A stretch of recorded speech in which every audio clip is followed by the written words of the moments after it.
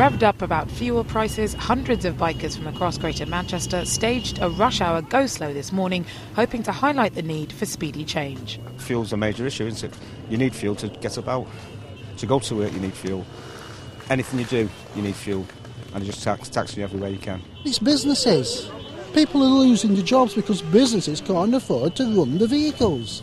Setting off at 8 a.m, the protesters took an hour and a half to travel the 35-mile route along the M62, the M60 and onto the M602. Travelling at 15 miles per hour and accompanied by a police escort, motorists stuck behind them most likely shared in the bikers' frustration, but perhaps for different reasons.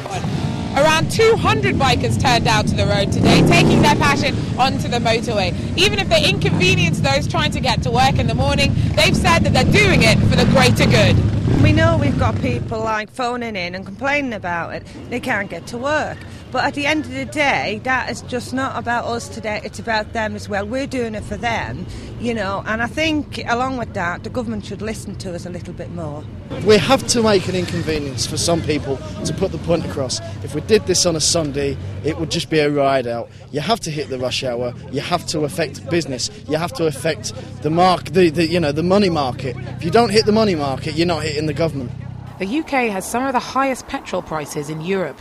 Despite the recession and a fall in the cost of oil, they've risen at an almost unprecedented rate. And the protesters blame this squarely on the government, as in the UK, the tax on petrol is higher than in other countries. Around 71% of the pump price of fuel goes to the Treasury, and plans to increase fuel duty by around 2 pence a litre in September has really sent the bikers into a spin. Well, basically, we need the government to wake up, initialise and realise that we are the voters.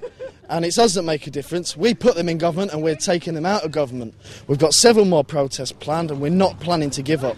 Many here insist that this morning was also about having a say. But in giving the politicians a hard time over fuel taxes, it was early morning drivers who ended up missing out on an easy ride. Georgia Calvin-Smith, Channel M News.